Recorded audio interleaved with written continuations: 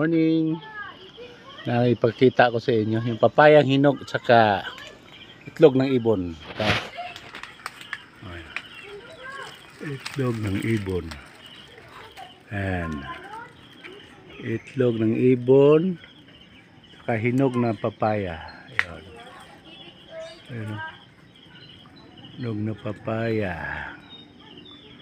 Ayan, napakagandang pugad na to. Pugad ng ibon yan, ibon. Ibon na pirok-pirok kung sa Bisaya.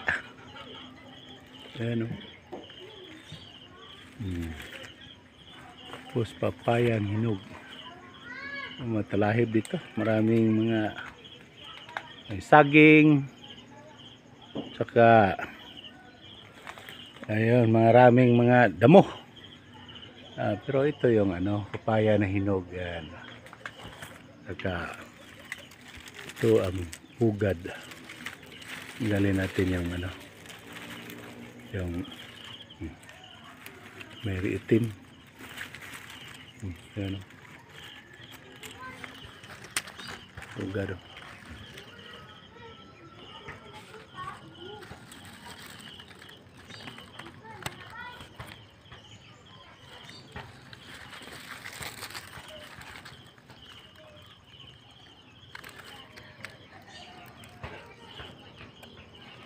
Pugad ng ibon.